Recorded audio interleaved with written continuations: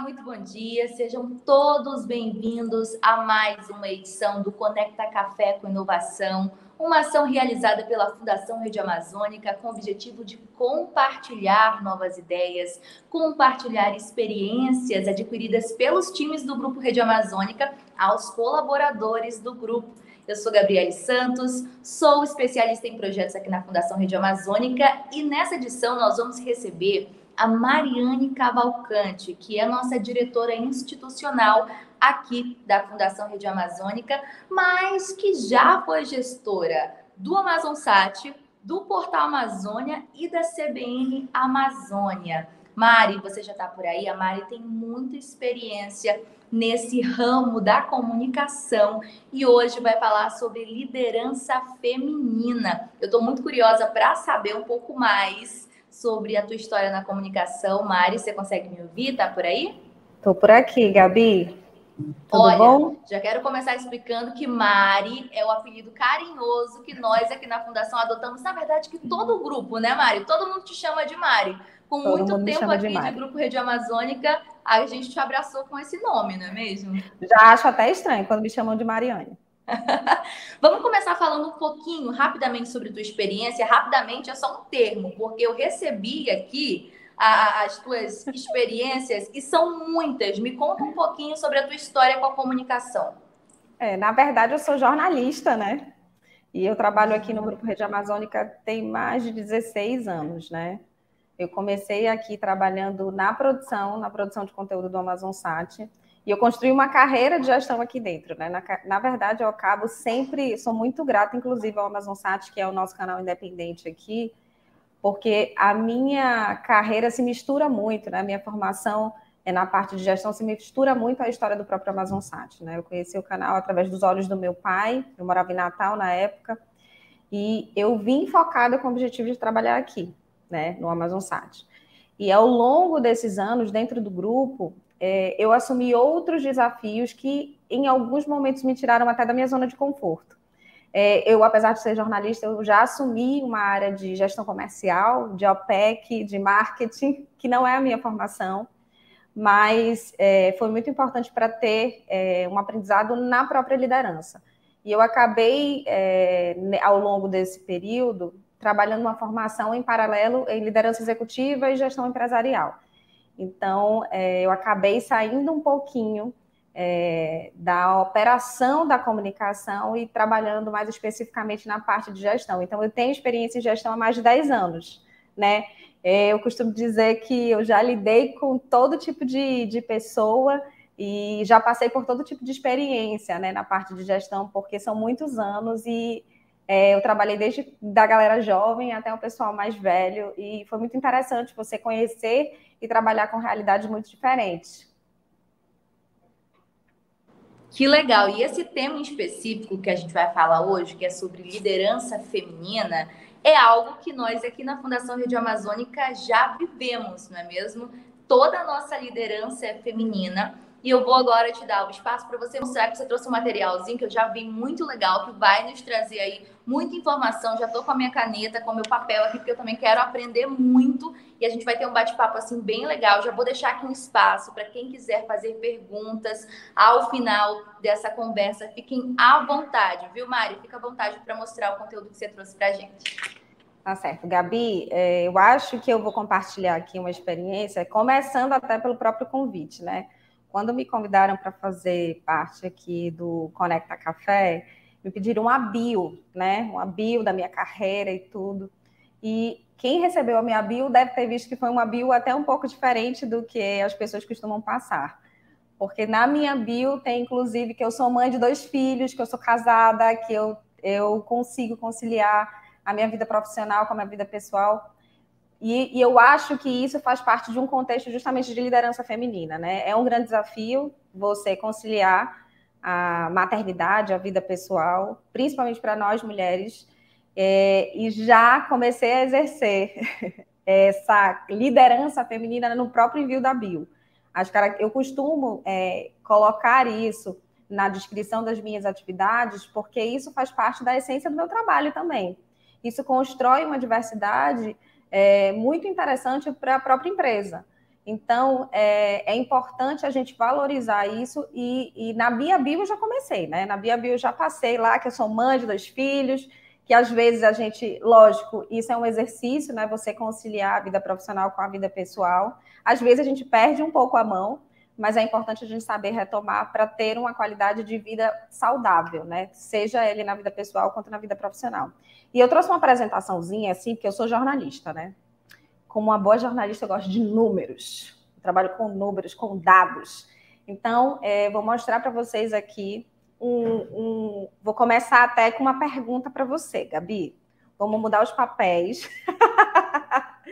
E eu vou... Anderson, pode passar para mim, por favor, a apresentação, que eu vou começar com uma pergunta, Gabi.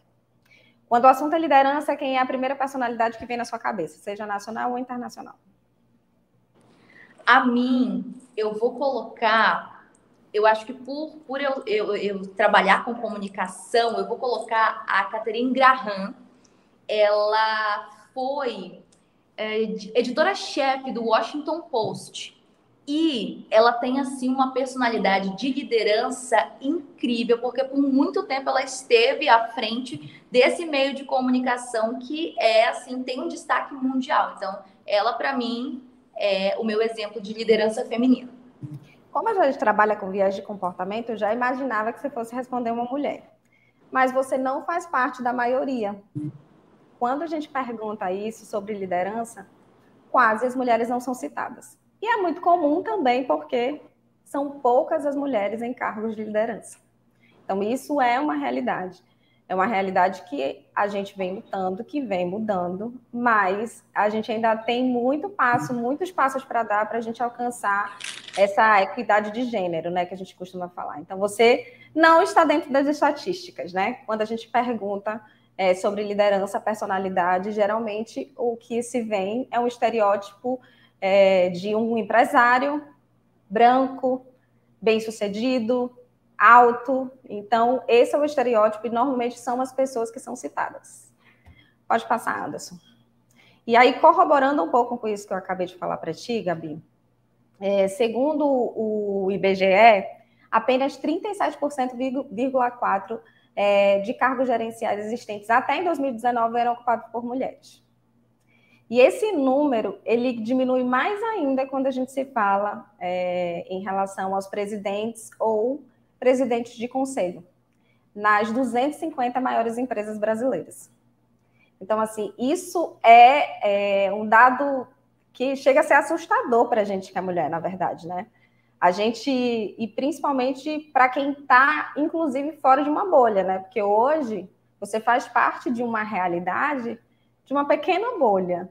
Mas se você for pegar no universo total, e se a gente for incluir, inclusive, as mulheres pretas, esse número ainda é muito menor. Então, por mais que a gente lute, tenha lutado bastante, a gente ainda está muito longe de ocupar cargos gerenciais. E assim, eu já escutei dos mais diversos motivos. Mas por que não tem mulher preparada para isso? Mas porque ela não está capacitada, ou ela não tem o perfil. A gente escuta de todo tipo, mas acaba que a mulher, ela acaba saindo desse páreo muito antes de concorrer a essa vaga. É mais ou menos isso que acontece. E aí, Anderson, pode passar. Isso tem um motivo de acontecer, né? E a gente começa pelos vieses inconscientes, né? Eu que acabei de tratar contigo no início, inclusive, da nossa conversa, né? Você já veio com viés inconsciente de responder uma mulher porque a gente está falando de liderança feminina, né? Mas quando a gente se fala no mundo corporativo, geralmente quem faz o processo de seleção para altos cargos gerenciais, altos cargos de diretoria, são os homens. Então, assim, eles já têm um filtro natural que eles criaram, enfim, por conta de todo o processo cultural histórico, né? As mulheres, elas acabaram se inserindo no mercado de trabalho por uma questão cultural muito tarde, né? Foi mais ou menos por volta da Revolução Industrial, enquanto elas foram inseridas dentro do processo fabril, porque precisava de mão de obra, né? Conquistamos muitas coisas, voto popular, enfim, foram muitas lutas, mas é um dado recente. Então, assim, tem todo o processo histórico, patriarcal, né? Que corrobora com esse viés inconsciente. E esse viés inconsciente não é só no processo de seleção. Esse viés inconsciente, ele acontece, inclusive, na percepção que eles têm da própria mulher. Que a mulher é muito emotiva, que a mulher é agressiva, quando, na verdade, ela precisa ser firme. Quando você fala de uma mãe que trabalha muito, por exemplo, vou dar um exemplo aqui, e que ela precisa se ausentar muitas vezes, isso inclusive já aconteceu comigo, eu viajo muito, né? Disseram que eu era uma mãe irresponsável. Mas se fosse no papel de um homem, era um homem provedor da casa, né? Então, todos esses vieses, essa construção, ela faz parte desse processo de ascensão da mulher. Eu costumo dizer, inclusive, Gabi, que até para quem é casada, quem tem filhos, o homem já ajuda quando ele não atrapalha. É simples assim. Já é de grande ajuda quando ele não atrapalha. E eu não gosto muito de falar, inclusive, quando a gente comenta assim, de que tem que ter uma rede de apoio incrível e tal. A rede de apoio, ela é da família. Porque falam como se a mulher tivesse a necessidade de ter uma rede de apoio. Quando a rede de apoio é a responsabilidade do casal, né? Para você poder realizar e compartilhar experiências, crescimento profissional. Então, esse viés do inconsciente, ele é construído nesse processo cultural, né? Você quer falar alguma coisa? Eu vi que você liberou. Porque eu acho interessante que nos relacionamentos hoje, pelo menos os que eu vejo assim no meu dia a dia, a importância do apoio mútuo em relação às profissões de cada pessoa, não é mesmo? Eu, por exemplo, tenho um exemplo dentro de casa. Minha mãe, ela trabalhava viajando, passava 15 dias fora, e o meu pai olhava para ela e dizia, não, vai, que aqui eu tomo conta de tudo. E ele cuidava tanto de mim quanto de minha irmã, enquanto ela viajava, e ela sempre teve esse apoio ali dentro. E eu via que ele realmente assumia esse papel, até porque nós morávamos distantes, né, da nossa família, dos nossos parentes, melhor dizendo, então eles eram aquele apoio um do outro. Então é muito importante que o homem, não só o homem, mas o casal ali tem essa ciência de que no momento necessário, como por exemplo você que viaja bastante, assumir esse papel de eu tomo conta, vai lá e faz o negócio, é muito incrível, porque a família é a base, né, Mari, de uma certa forma. O casal ali precisa ter esse equilíbrio de um apoiar o outro nessa questão, no lado mais de trabalho mesmo, não é? Na verdade, voltamos para a questão da bolha, né? Isso já vem mudando, né? Acontece com muito mais frequência do que isso acontecia no passado, mas se a gente for parar para analisar nas camadas mais vulneráveis da sociedade, isso é muito complicado. E ainda mais que as mulheres hoje, muitas delas são provedoras do lar, né? E elas acabam passando por um processo de dupla ou tripla jornada. A verdade é essa. Então, assim, esse processo, ao meu ver, é uma opinião minha, eu acho que ele tem mudado em algumas camadas sociais. Nas camadas sociais mais vulneráveis ainda precisa mudar muito, né? Com certeza. E isso interfere, né, no processo de ascensão da própria mulher, né? E aí, por isso que eu falo assim, mas por que é tão difícil a mulher chegar no topo, na liderança? Voltando aqui para os porquês. A gente vem com os viéses inconscientes, que são os estereótipos e os filtros. A gente vem com a idade. A idade para a mulher, ela pesa, tanto quanto ela é mais nova, quanto ela é mais velha. Esse é o grande X da questão, porque assim, quando você olha assim, você pensa que a idade ela acaba interferindo. Quando ela é nova, por ela não ter maturidade para assumir aquilo, ou por estar numa faixa ativa de casar e ter filhos, e quando ela passa dos 40, 50 anos, que ela já não consegue se inserir no mercado. E é incrível como essa cobrança acaba pesando muito, né? Você falou sobre a questão de idade. Por muitas vezes eu me encontrei dentro de algumas empresas sendo cobrada sendo pontuado de que você é muito nova, eu acho que você não consegue. Mas quando um homem fazia aquilo, nossa, que É um prodígio. talento! Né, menina? É um prodígio. É um prodígio. Que Só situação. homens podem ser prodígios, né, na sociedade. É exatamente isso. Então, a mulher, Gabi, ela precisa se provar o tempo todo. Para a mulher ocupar um cargo, ela precisa, se ela for competir com um homem, ela precisa trabalhar 2 vezes mais para ela assumir aquela função. Então, assim, nós, mulheres, a gente passa por provações diárias, dos mais diversos tipos. E a idade, ela acaba interferindo, sim. Ela interfere nesse processo de decisão, assim como o casamento e a gravidez. Por que o casamento? Quando você é nova, que você vai entrar numa empresa, pergunta se você é casada. Por que eles perguntam isso? Justamente porque você vai entrar numa faixa de que vai ter filhos e vai precisar se ausentar da empresa. Então, assim, esse processo, eu já escutei casos, inclusive, de algumas situações de que profissionais perderam promoções por causa de licença maternidade. Porque, assim, você entra nesse processo do casamento ali, que você entra nessa faixa, quando você fica grávida, isso piora. Porque, assim, você entra num processo de ausência da empresa, de no mínimo 4 meses, e você entra numa outra estatística de que você tem filhos, e você vai se ausentar quando seus filhos estiverem doentes. Coisa que no preconceito cultural o homem não teria que fazer, como se fosse uma responsabilidade feminina dentro desse processo. Então, assim, eu trouxe só 4 motivos, até para a gente não se estender, mas são os principais motivos que impedem as mulheres a atingir os altos cargos. E são alguns, existem vários outros, né? É muito interessante isso, porque, assim, quando a gente fala em viés inconsciente, foi feita uma pesquisa pelo próprio LinkedIn, e 3 a cada 10 pessoas se mostraram, não se sentiram confortáveis por serem lideradas por uma mulher. Então, assim, é bem cultural, E a gente precisa mudar essa realidade.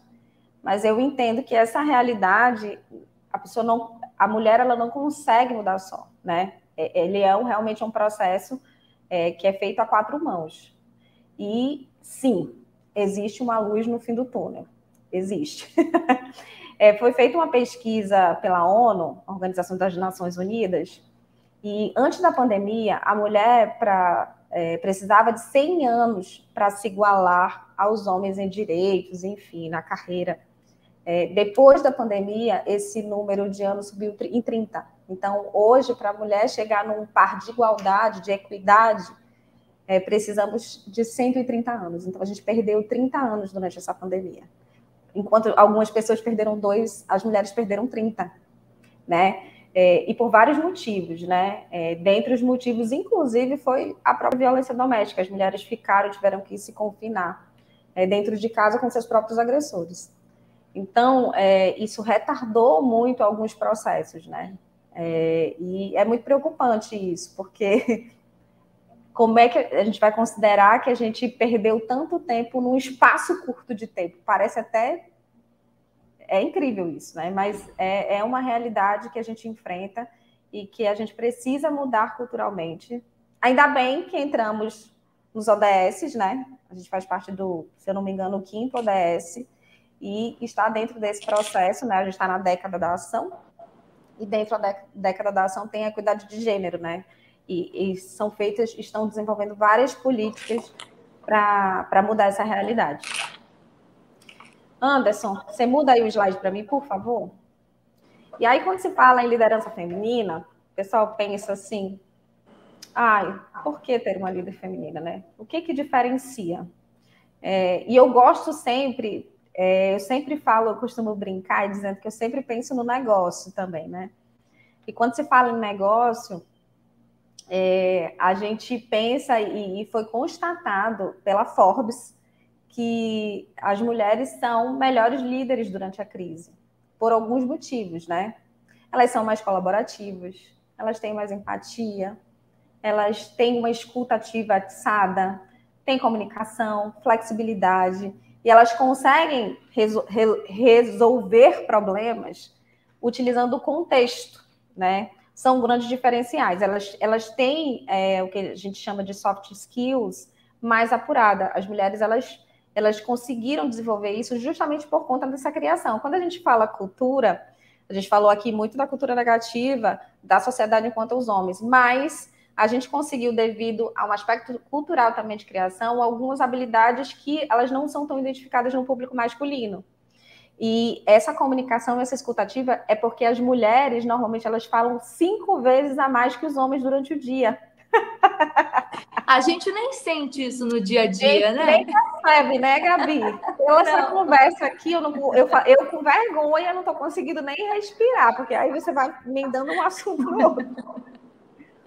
Mas é uma vantagem competitiva para dentro da empresa também, ter uma mulher. Eu fui para uma palestra lá na CBN, em São Paulo, na época que eu era gestora da CBN, e a gente tinha aquele Max Gehring, ele estava dando uma palestra. Inclusive, eu estava com o presidente da empresa, o Felipe Júnior aqui, e ele comentou, tem uma mulher do seu lado? Sorria para ela, porque ela provavelmente vai ser sua chefe daqui a alguns anos. Então, assim, é uma tendência, as mulheres, eu não tenho o número aqui de cabeça, mas esse número, em alguns anos, ele cresceu mais de 200%, mas ainda assim, somos a metade da população economicamente ativa, praticamente. Precisamos crescer muito, mas a gente ainda está muito longe de chegar onde a gente precisa chegar. E eu acho que um dos caminhos também é você ter mais mulheres líderes, né? Não só dentro das corporações, mas também dentro de cargos políticos, né? Que pensem em política para as mulheres, né? Hoje você tem um número muito reduzido de mulheres líderes na política, né? E elas são fundamentais para mudar a nossa realidade também, para brigar por nós. Por isso que a gente fala tanto em representatividade, assim. Eu acredito que não existe uma pessoa que pense melhor por você do que a sua própria classe, né? E vamos para o próximo. Anderson, por favor. E é o que eu falo para vocês, né? Sempre tem uma luz no fim do túnel, nada está perdido. A gente fala muito em desgraça, muito em dado negativo aqui. Mas existe uma solução e, em parte, essa solução ela também depende do mundo corporativo, né? Segundo a Organização Internacional do Trabalho, companhias que monitoram o impacto da diversidade de gênero na liderança reportam um crescimento de 5% a 20% nos lucros. Porque é saudável você praticar a diversidade dentro da empresa, pensamentos diferentes, uso de criatividade. Quando você tem as mesmas pessoas pensando as mesmas coisas, você não pensa fora da caixa, né? A gente usa muito esse termo dentro das corporações, mas é a mais pura realidade, você não pensa diferente. Então, assim, a diversidade, ela traz isso, né? Ela traz pontos diversos, ela traz questionamentos, ela proporciona melhoria. Então, é importante, na verdade não é importante, é imprescindível trabalhar a diversidade dentro da empresa, incluindo as lideranças femininas, né? E isso, dentro da corporação, pode ser feito através de uma mudança de cultura organizacional, né? Quando a gente fala dos preconceitos e dos estereótipos internos, melhoria no processo seletivo. Eu já vi algumas empresas, Gabi, que elas começaram a adotar no processo de seleção, não tem foto, não tem gênero, não tem dados que identifiquem o seu gênero lá, e você faz realmente o processo de seleção pela capacidade mesmo, né? Pela qualificação técnica. Pela qualificação, né? O primeiro processo, então, assim, por isso que a gente fala nessa melhoria do processo seletivo, porque ele pode provocar esse viés comportamental, né? E a promoção da diversidade interna, né? A gente trabalha muito isso aqui na Fundação, né? Esse processo de promoção interna, de capacitação de alguns colaboradores com potencial. Então, isso cada vez mais tem que ser incentivado. Isso é ótimo para a empresa, isso é ótimo para o clima organizacional, mas, em especial, também é importante para essa diversidade interna, né? Quando você oportuniza algumas pessoas que talvez que fossem de fora não teriam condições de assumir determinados cargos. Então, é muito importante o papel da empresa nessa inserção da liderança feminina. Mari, eu queria pontuar uma questão. A Fundação Rede Amazônica é um braço institucional do grupo, um braço muito importante. A gente aqui trabalha com projetos que têm assim, uma iniciativa muito legal, não só no contexto ambiental, mas no contexto social. Queria que você falasse para a gente como é para você hoje fazer parte de uma fundação que tem uma liderança completamente feminina e que cá entre nós, o corpo de colaboradores é quase todo de mulheres. Na verdade, a gente só tem um homem, né? Só tem um homem, gente, que é o Anderson. Ele resistiu, mas nós mulheres somos aqui. Todo lugar você vai encontrar uma mulher. E como é para você, Mari, trabalhar hoje com quase 100% do seu grupo aqui de colaboradores mulheres? Para mim é mais fácil, para falar a verdade. Eu acho incrível essa questão. Apesar de a gente também fazer parte de uma estatística majoritária, né? Porque as fundações, caracteristicamente, trabalham mais mulheres, né? Se você for olhar no terceiro setor, são poucos os homens na liderança em fundações, né? A gente faz parte de uma estatística de professores, do grupo educacional ali, da área de saúde ali, de enfermeira e tudo. As mulheres, elas, por característica, assumem cargos de liderança nessas áreas, mais nessas áreas. E a gente está dentro desse processo, né? E para mim é muito bacana, sabe? Eu trabalho uma gestão, eu costumo trabalhar uma gestão muito horizontal. Eu não sou a favor de uma gestão de hierarquia, sabe? Você entender que você está numa posição de liderança ali para conduzir processos não necessariamente quer dizer que você precisa impor determinadas atitudes. Eu acho que essa é a grande diferença.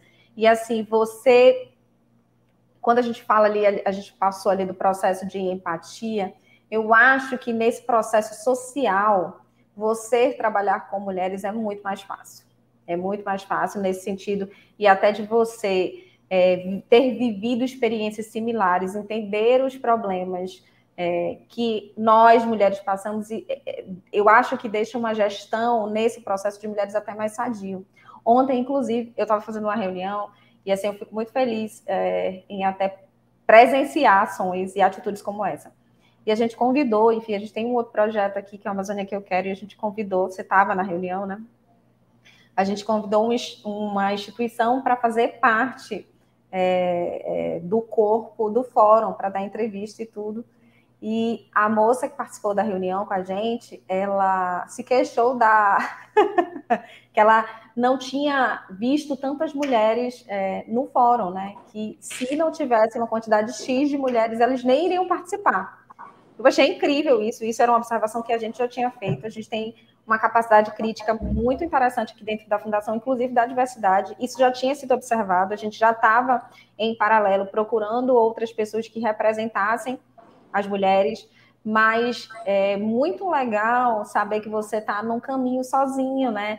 Que existem outras instituições que conseguem ter um olhar voltado para isso. Então, assim, é muito bacana, sabe, Gabi? Eu sou suspeita para falar, né? Eu estou falando de liderança aqui, mas o meu projeto final, na minha especialização, foi os desafios da liderança feminina. Então, assim, eu sou muito suspeita para falar quando quando você me pergunta como é trabalhar com mulheres. Eu preciso, eu acho que é uma meta assim, de vida. Para mim, quanto mais mulheres no poder, mais importante vai ser para o desenvolvimento da sociedade como um todo, né? Eu acho que a gente precisa ter sororidade, você precisa incentivar que as mulheres ocupem cargos diferentes. Então, para mim é incrível trabalhar num lugar onde não só uma equipe é formada por mulheres, mas as próprias lideranças. A presidente da fundação é uma mulher. Então, assim, é uma tratativa diferente. Você entende um contexto ali que ele roda de uma maneira muito diversa se você tivesse uma inserção maior de homens, né? eu acho que os caminhos seriam diferentes. O que é importante também, tá, gente? Não é falando que assim, a gente quer só mulheres, não. Como eu falei, assim, é importante você ter a diversidade para você conseguir enxergar outros vieses aí que possam vir contribuir com o processo de produção. A questão de nós vermos hoje uma diretoria à frente da fundação formada por mulheres, isso inspira muitas mulheres, Mari. De verdade, assim, falo por mim, falo pelas meninas mais novas que estão ali na minha faixa etária de idade, quero ressaltar aqui os meus 22 anos, as meninas que têm ali a mesma faixa etária de idade, com quem eu converso, a gente olha hoje para essa frente da fundação e a gente se inspira, sabe? Isso é muito legal porque é algo que a gente sente no dia a dia, sabe? Uma interatividade muito boa, não só com você, quanto com a Márcia, mas a gente tem uma interatividade muito boa e é muito bom a gente perceber que quando a gente vai conversar sobre alguma questão com aquela pessoa, ela vai entender a gente. Então, isso é incrível, uma oportunidade muito, muito legal. Você tem mais algum slide? Vamos lá, vamos continuar? Eu tenho, porque assim, a gente sempre coloca a culpa somente no contexto, mas a gente, enquanto mulher, a gente precisa fazer o nosso papel. Então, eu coloquei aí algumas dicas que podem contribuir para o crescimento da mulher dentro da empresa, né? Perfeito. E eu acho que o primeiro ponto é demonstrar um alto grau de confiança, né? A mulher, ela tem dificuldade em demonstrar esse grau de confiança, gente. Ela sofre muito da síndrome do impostor, de achar que não é capaz de fazer determinadas coisas ou de não se achar competente o suficiente para desenvolver determinado tipo de trabalho. Normalmente, estatisticamente falando, quando a gente fala em processo de seleção, quando tem homens e mulheres, o homem ele aceita o cargo, aceita o desafio quando ele tem pelo menos 60% das habilidades para aquela função. E a mulher, ela só aceita quando tem 100%. Olha só. É verdade. Olha a diferença. Então, assim, o homem, ele acaba sendo promovido por um potencial e a mulher só é promovida quando ela exerce 100% daquelas habilidades. E isso é por conta dela também, ela é muito receosa. E aí a gente já passa para a segunda parte em relação a assumir riscos. As mulheres, elas têm mais dificuldade para assumir riscos, né? E isso faz parte do dia a dia de quem ocupa altos cargos gerenciais, porque é onde acontece a tomada de decisão. Então, quando você está aqui na base da empresa, ocupando cargos mais técnicos, você tem aqui alguns caminhos que são muito mais confortáveis para você tomar, né? Você tem aqui uma posição, você vai fazer aquilo, avaliar aquilo tecnicamente para você seguir ou não. Quando você está no alto cargo de liderança, não é uma avaliação técnica, às vezes é uma avaliação de estratégia, de uma estratégia que pode dar certo ou não. Então, as mulheres, elas têm mais dificuldade de assumir esses riscos e isso pode impedir que ela se coloque numa posição que ela tem que fazer isso. Aí a gente vem para o terceiro ponto que a gente comentou aqui, ó. Falar estrategicamente. Como as mulheres falam muito mais, isso pode ser um ponto negativo também, apesar de muitas vezes ser um ponto positivo em relação à parte da comunicação, inclusive na nossa área, mas em determinados cargos ele é um ponto negativo, né? Porque as mulheres costumam falar mais em momentos que você precisa se resguardar, né? Acho que um outro ponto que é importante, e isso eu costumo fazer, acho que ao longo da minha vida, é você cultivar mentores e patrocinadores. E por que eu sempre falo em mentoria? Inclusive, eu já fiz mentoring de algumas jovens de lideranças e eu costumo falar isso para elas, porque assim, a mentoria ela é um hackeamento de vida, né? Ela é um hackeamento de carreira, onde você compartilha experiências que a outra pessoa está vivendo, que aquele mentor já viveu e que a outra pessoa está passando por aquele processo, e você encurta caminhos. Então, é muito importante você definir dentro da sua empresa um mentor ou um patrocinador, para você compartilhar experiências, para que você erre menos, né? E eu acho que o último ponto, que talvez é o mais difícil para nós mães, é entender que a gente precisa fazer alguns sacrifícios pessoais. Por que eu falo isso? Muita gente quer assumir um alto cargo gerencial, um alto cargo na liderança, mas pouca gente quer abrir mão de algumas coisas. Então, assim, quando me veem numa diretoria, ou seja ele de uma área de comunicação, de uma fundação, muita gente não sabe que eu abri mão de vários momentos com a minha família porque eu precisava viajar. Então, assim, você realmente, para assumir esses cargos, você vai precisar fazer alguns sacrifícios. Nada, nada, nada vem sem sacrifício. Então, é importante você, obviamente, se aquilo for uma meta para você, se for um objetivo, entender que isso faz parte da rotina. E isso faz parte da rotina de qualquer pessoa, não é especificamente das mulheres. Então, assim, quando você ocupa um alto cargo executivo, você por muitas vezes precisa viajar, né? Seja homem ou seja mulher. Então, assim, é importante entender que isso faz parte do processo e que você vai passar por isso também. Então, aí a gente volta ali para a questão do núcleo familiar, que é importante você ter uma pessoa ali do seu lado que divida as atividades domésticas para que você realmente consiga executar e crescer profissionalmente. Então, eu coloquei aí, porque assim, a gente sempre, enquanto mulher, né, busca colocar culpabilizar a sociedade como um todo, quando a gente precisa também fazer a nossa parte. Vou dar um exemplo muito claro. Eu sou jornalista e dentro da corporação aqui eu fui convidada para ser gestora comercial. Eu nunca tinha sido gestora comercial. Eu nunca fui boa em matemática. E eu me vi numa situação ali. Gente, será que eu tenho capacidade de assumir uma gestão comercial que envolvia marketing, que envolvia processo de vendas? E aí, na hora, assim, me ocorreu, eu pensei muito rápido, apesar de ter tido essa insegurança, me ocorreu assim, se eu fui convidada, algum potencial foi enxergado em cima do que eu fazia, né? E eu assumi. Eu não entendia nada de vendas, não entendia nada de marketing, mas eu entendia do negócio, né? E eu fui gestora comercial durante 2 anos, com dedicação de 2 anos, e depois eu acumulei, né, a função de gestão comercial com a gestão de outras empresas.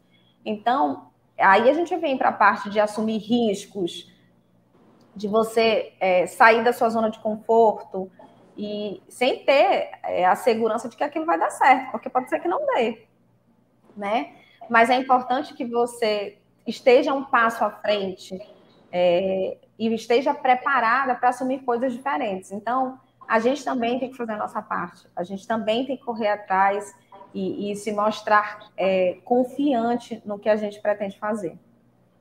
Perfeito, eu acho essa colocação incrível, porque a gente olha para uma pessoa que tem aí uma longa experiência como você, e a gente pensa, essa pessoa acho que não sente medo, nunca sentiu medo de nada na vida dela, não, né? Eu particularmente olhava desse jeito. Mas foi algo até que eu havia conversado com você, não sei se você lembra, a gente conversou sobre isso, para o desafio de estar hoje aqui. Lembra que nós conversamos?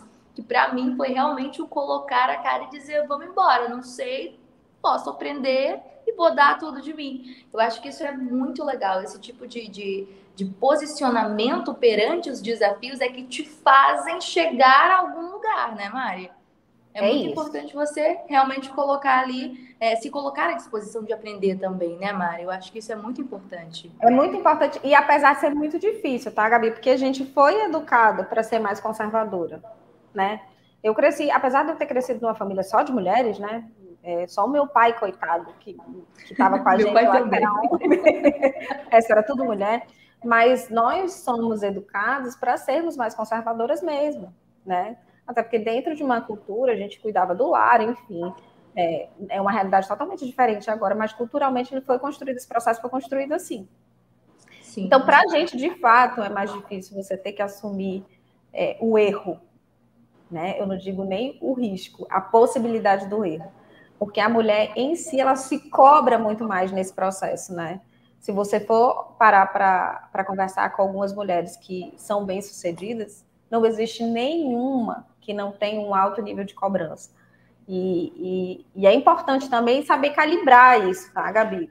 Porque, assim, quando a gente conversa muito sobre isso, assim, eu costumo falar sobre esse assunto porque as mulheres, elas acabam trabalhando bem mais para assumir esses cargos e acaba que essa propensão de saúde mental, ela acaba sendo um pouco prejudicada, né? Porque você, dentro desse processo, você acaba negligenciando outros aspectos, e inclusive o seu aspecto psicológico.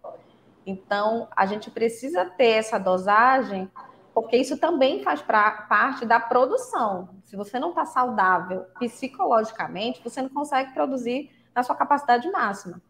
Mas a gente vem para cá, mas se eu tenho que trabalhar mais, como é que eu vou fazer ali para equalizar? Se eu preciso trabalhar a minha saúde mental, é um processo muito complicado. É um Muito processo complicado. Mas que eu acho que você tem que colocar, inclusive, alguns limites para você mesmo. Eu já passei por todas essas fases, né? Eu tenho experiência em gestão há mais de 10 anos, então eu já passei por uma fase que eu achava inadmissível sair da empresa antes de 8h30, 9 horas da noite. Que eu tinha que ficar aqui sendo produtiva, quando dava 9 horas da manhã eu já estava aqui de novo. E aquilo foi um processo de anos. E quando eu me percebi doente mentalmente, eu falei assim, meu Deus, eu passei tanto tempo fazendo isso que eu achava que isso era normal. Eu achava que era normal ter esse sentimento, né? Ser ansioso.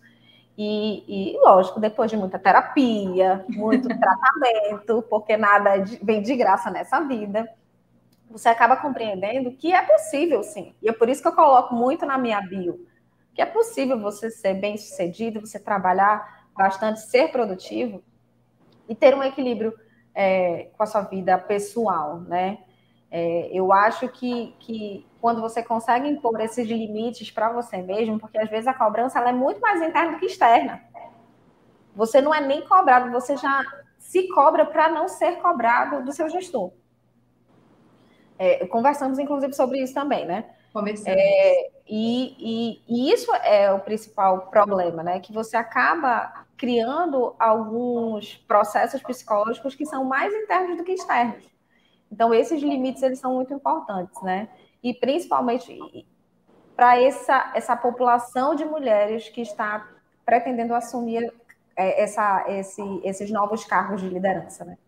Mas é incrível que essa parte, né, dessa cobrança, ela vem muito, eu falo por questão própria mesmo, ela vem muito no início ali da carreira, quando você percebe que você precisa ter algo que te faça ali, sabe, deslanchar. E quando você percebe também que você tem essa questão dessa desigualdade ainda com a questão dos homens, mulheres e tal, a sua cobrança, ela triplica.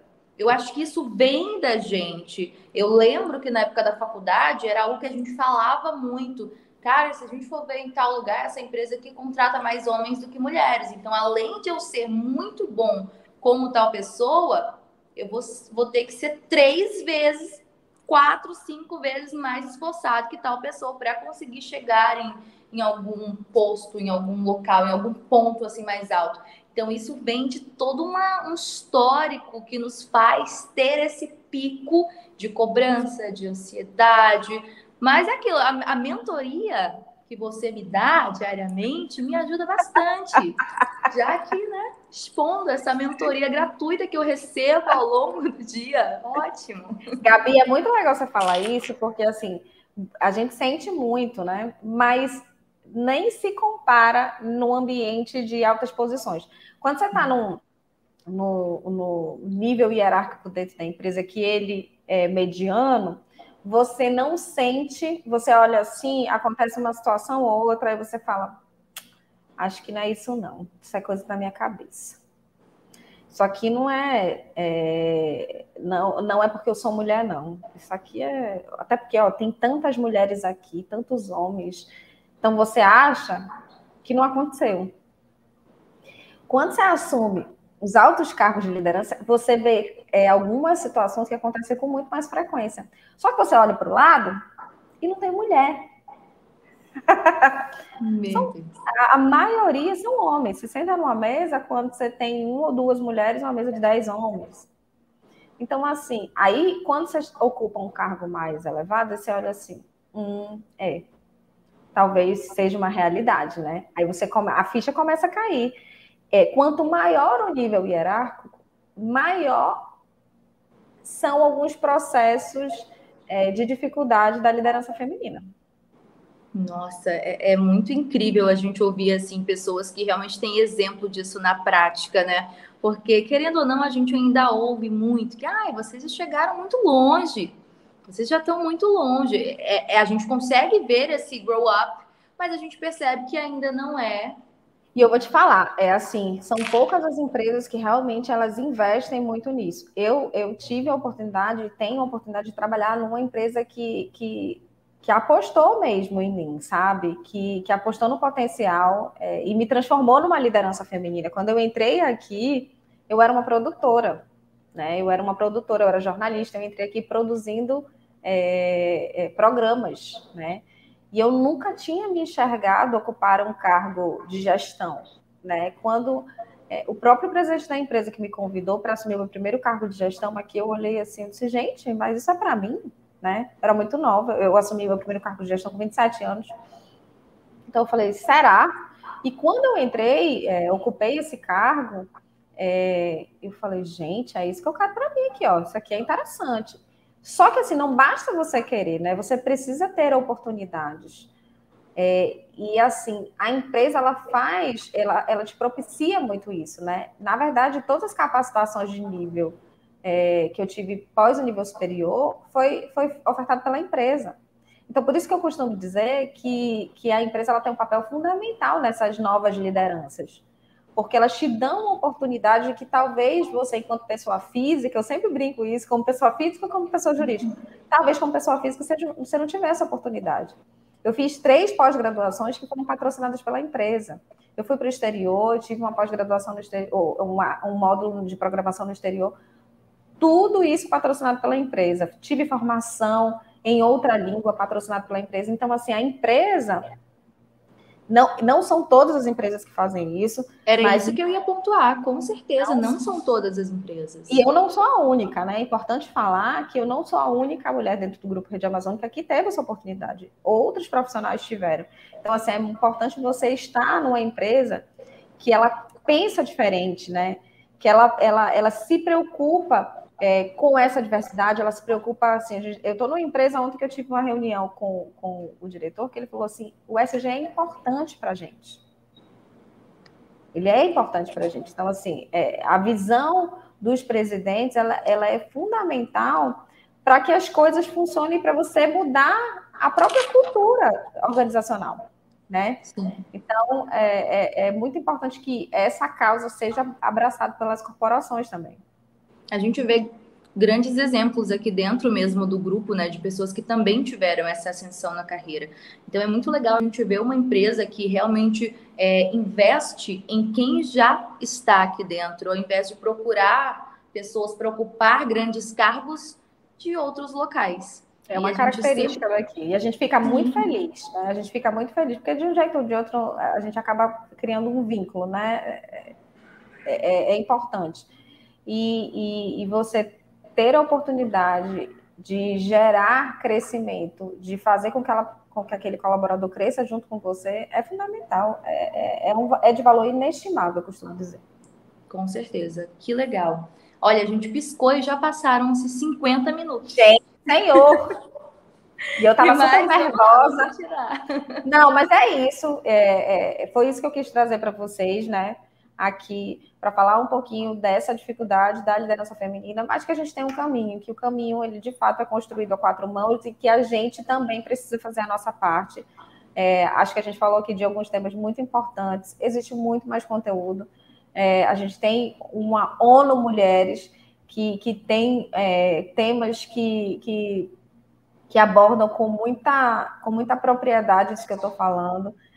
Acho que é importante cada vez mais terem mulheres líderes para fazer com que essas jovens lideranças ocupem esses cargos. E foi um prazer falar disso com vocês. E quem quiser saber mais, corre aqui na Acelera Hub Space e bate. Brincadeira, não corram, pelo amor de Deus, porque senão ela não vai ter tempo para me dar mentoria, gente. Vamos abrir espaço para as perguntas, Mari? Que assunto legal. A gente estava até conversando antes de começar. Será que vai dar para falar em 1 hora? A gente vai conseguir falar o dia inteiro, se você quiser. E se tiver tempo, óbvio. Produção, me avisa aí. Ó, temos uma pergunta. Eu estou olhando para cá, porque eu estou no computador. E como o meu óculos parece que não está funcionando, acho que fiquei com um grau um pouco mais avançado do que esse. Não estou conseguindo ver pelo celular, mas vamos ver aqui. Alice Freitas perguntou: quem é a sua referência em liderança? Ah, essa eu quero saber. Quem é a sua referência em liderança feminina? Gente, eu costumo citar ela nem é muito conhecida, mas eu gosto muito dessa humanidade que ela traz para a liderança feminina. É a Sheryl Sandberg. Ela era uma alta executiva do Facebook, ela escreveu um livro, Faça Acontecer, que é um dos meus livros favoritos, voltados para a liderança feminina. Hoje ela é executiva de uma empresa dela, ela é empresária, mas é a Sheryl. Eu fui introduzida nesse universo feminino, né? Através de algumas leituras, de alguns livros que ela escreveu. Então, é muito legal porque ela faz, justamente, ela trabalha esse viés profissional associado sempre às questões pessoais. Então, ela deixa o problema mais real, né? Porque a gente vê tudo muito em números, muito em estatísticas, mas a gente não vê cases, a gente não consegue enxergar, poxa, eu passei por aquela situação, eu me vi naquela situação, eu vi uma colega naquela situação. Então, assim, a Sheryl, ela traz muito dessa experiência de uma auto-executiva de uma empresa mundial, abordando temas que, por exemplo, de vagas para gestantes dentro da empresa dela que não tinha. Então, assim, algumas mudanças e quebras de paradigma que ela trouxe numa das maiores empresas do mundo, né? Eu vi aqui no site Mulher Líder, ela está em 5º lugar como a mulher de maior destaque em empresas de tecnologia. Ela foi a primeira chefe operacional do Facebook em 2008, é isso? É isso. Que legal, que legal. Mas é aquilo que eu te falei, Mari, se exemplos de tão longe nos inspiram, imagina exemplos que a gente vê no dia a dia. Isso é excepcional. Olha, a Juliana Barbosa, deixa eu abrir aqui no computador que eu não estou conseguindo ver o restante. A Juliana Barbosa perguntou: como uma mulher pode se posicionar de forma firme e ao mesmo tempo feminina no ambiente de trabalho? Esse é o grande lance, né? A gente estava falando, inclusive, de vieses aqui, e a mulher, quando ela é firme, né, ela costuma parecer, aos olhos dos outros, agressiva. Eu costumo dizer, até porque eu tenho vários posicionamentos muito firmes, quem trabalha comigo sabe. Eu acho que você precisa ter propriedade para falar e ter segurança. Quando você tem propriedade e segurança para falar, você consegue ir assim, num tom de voz super baixo, você consegue realmente se impor e colocar o que precisa ser colocado. Então, eu acho que para a gente ter essa posição firme, a gente precisa ter segurança no que a gente faz. Mas, Mari, no dia a dia, você é um exemplo muito claro disso, você sabe, né? Ao mesmo tempo que você é muito, muito feminina, muito calma, eu acho que o seu conhecimento sobre o que você fala, a forma como você se posiciona em relação a vários assuntos que a gente trata no dia a dia, te tornam, assim, um gigante de 1,60 m. Muito obrigada por aumentar o meu tamanho. Mas eu acho que é isso, Gabi, sabe? Eu acho que a liderança, você só lidera pessoas que querem ser lideradas, né? E você não faz isso com autoritarismo. Então, eu acho que a firmeza, ela vem de você também escutar o outro, né? De entender que nem sempre você está com a razão. Às vezes, você mesmo sendo líder, você pode errar e pode ter uma opinião melhor que a sua, mas você precisa entender e conhecer o processo para saber direcionar da melhor forma possível, porque senão também o liderado ele se sente perdido. Sim. Então você precisa ter segurança, mas eu acho que é fundamental também você ter uma escutativa bem apurada. Perfeito, perfeito. Temos mais? A Camille Pinheiro perguntou: como os homens podem contribuir no dia a dia com a liderança feminina nas empresas? Gente, eu acho que é muito interessante essa pergunta. Muito. Dependendo da empresa que você trabalhar, inclusive na região que a gente está aqui, a gente vê o distrito, existem muito mais homens do que mulheres, né? Eu costumo dizer, e eu vou repetir, que quando os homens não atrapalham dentro desse mundo corporativo, eles ajudam muito. Eu falo verdade. isso, parece brincadeira, mas é verdade, porque assim, as mulheres, elas ainda passam por muito assédio dentro das empresas, seja assédio moral, seja assédio sexual. Então, assim, se a gente tiver garantido os direitos básicos das mulheres dentro do ambiente de trabalho, a gente já vai ter mais liberdade para trabalhar. E aí você vai ter mais segurança para se desenvolver. Né? Mas eu acho que dentro desse processo, os homens podem ajudar muito também com a troca de experiência, tá, gente? Porque, assim, se temos mais líderes homens, quando o homem ele se predispõe a fazer o mentoring de uma mulher ou de ser um patrocinador de uma mulher para compartilhar essas experiências, é muito interessante para que ela cresça internamente. Perfeito, perfeito. Mari, já passou 1 hora, a gente já vai ter que finalizar, mas eu quero muito te agradecer.